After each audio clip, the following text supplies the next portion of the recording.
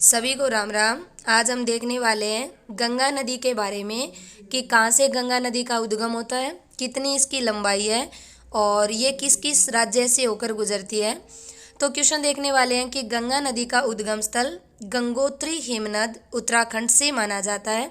यहाँ से इसका उद्गम होता है और गंगोत्री हिमनद से उद्गम होकर उत्तराखंड से ये उत्तर प्रदेश में जाती है। फिर ये बिहार से पश्चिम बंगाल और पश्चिम बंगाल से होते हुए बांग्लादेश के अंदर प्रवेश करती है।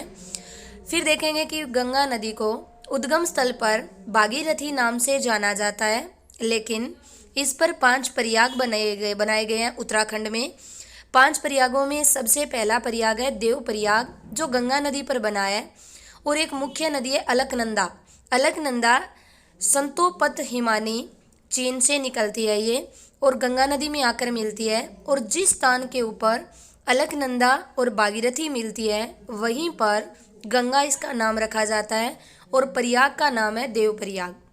देवप्रयाग से होते हुए गंगा नदी हरिद्वार आती है और हरिद्वार के अंदर ये पहाड़ों से धरातल में प्रवेश करती है। आपका क्वेश्चन पूछा जाएगा कि बताइए गंगा नदी धरातल पर कहाँ पर प्रवेश करती है, तो ये हरिद्वार क्षेत्र में करती है जो उत्तराखंड के अंदर आता है। फिर आगे चलकर कन्नौज क्षेत्र आता है। कन्नौज क्षेत्र के अंदर पहली गंगा की सहायक नदी आती है जिसका नाम है रामगंगा। सहायक नदी में पहली नदी आपसे पूछ ली जाए तो रामगंगा नदी है जो उत्तराखंड से निकलती है। फिर इससे आगे बढ़ते हैं तो उत्तर प्रदेश में प्रयागराज देखने को मिलता है। प्रयागराज के अंदर इसकी सबसे बड़ी सहायक नदी आती है जिसका नाम है यमुना। अगर पूछ लिया जाए गंगा की सबसे बड़ी सहायक नदी बताइए तो वो होगी यमुना नदी। अब अगर आपसे पूछा जाए यमुना नदी कहाँ पर आकर मिलती है तो प्रयागराज उत्तर प्रदेश में आकर इससे मिलती है। अगर पूछ ले कि इसका उद्गम कहाँ से होता है तो इसका उद्गम होता है यमुनोत्री हिमनद उत्तराखंड से होती हुई उत्तर प्रदेश में आकर गंगा से मिलती है। यमुना नदी के 3 सहायक नदियां हैं तो वो भी आपसे प्रश्न में पूछ ली जाती हैं। पहली नदी का नाम है चंबल, जो आप सभी जानते हो मध्य प्रदेश से निकलती है, फिर राजस्थान में आती है और राजस्थान से ये उत्तर प्रदेश के अंदर आकर यमुना नदी के साथ मिल जाती है। फिर दूसरी इसकी सहायक नदी है बेतवा नदी, ये भी मध्य प्रदेश से निकलती है। और तीसरी है कैन, कैन भी आपकी मध्य प्रदेश से निकलती है। ये 3 यमुना की सहायक थी और यमुना खुद गंगा नदी की सहायक है। क्लियर। आगे देखते हैं प्रयागराज से आगे आता है कि गाजीपुर स्थान यूपी का, यहाँ पर आकर गोमती नदी मिलती है। वेरी इंपॉर्टेंट, गोमती नदी का उद्गम स्थल उत्तर प्रदेश है और उत्तर प्रदेश में गोमती नदी इसकी सहायक नदी होती है। इससे आगे चलते हैं तो आती है, इससे आगे की नदी है जो इसका नाम है घाघरा नदी। घाघरा नदी छपरा नामक स्थान पर यूपी के अंदर मिलती है। फिर बिहार के अंदर दूसरी नदी आती है जो अमरकंटक की पहाड़ियों से निकलती है, नाम है सोन नदी। सोन नदी पटना के अंदर गंगा नदी में आकर मिल जाती है। आगे फिर क्वेश्चन बनता है। फिर आती है नेपाल से एक गंडक नदी जो बिहार में आकर गंगा नदी से मिल जाती है। उसके बाद आती है कोसी नदी, कोसी नदी भी बिहार में आकर मिलती है। उसके आगे फिर आपका महानंदा क्षेत्र है और उसके बाद में गंगा नदी के ऊपर पश्चिम बंगाल में एक फरक्का परियोजना बनाई गई। बहुत बार क्वेश्चन आता है कि फरक्का परियोजना किस नदी पे है, तो गंगा नदी पे बनाई गई थी और पश्चिम बंगाल के अंदर बनाया गया फरक्का परियोजना को। पश्चिम बंगाल के बाद गंगा नदी 2 भागों में बंट जाती है। एक भाग का नाम होता है हुगली नदी जो उड़ीसा के क्षेत्र में रहती है और दूसरी नदी होती है पद्मा नदी।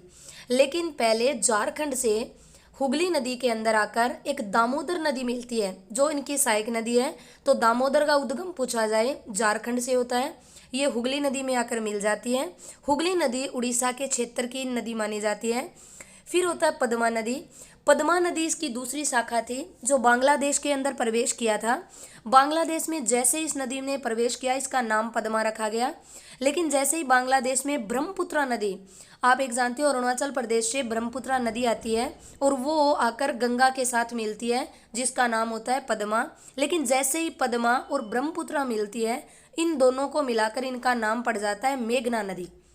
अगर आपसे पूछा जाए गंगा का बांग्लादेश में क्या नाम पड़ा था? पद्मा नदी।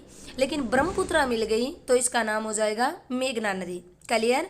तो ये थी गंगा की सहायक नदियाँ, जिनमें सबसे पहले रामगंगा नदी, फिर आई थी यमुना नदी, फिर थी गोमती नदी, फिर आई घाघरा नदी, सोन नदी, गंडक नदी और कोसी नदी। क्लियर?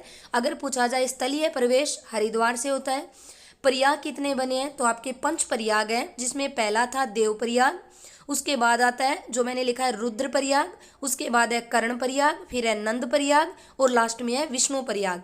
इन सभी में अलकनंदा मुख्य नदी होती है। पिंडारी, मंदाकिनी, नंदा, धौलीगिरी इनके सहायक नदियों के अंदर आती है। 2525 किलोमीटर गंगा नदी की लंबाई होती है।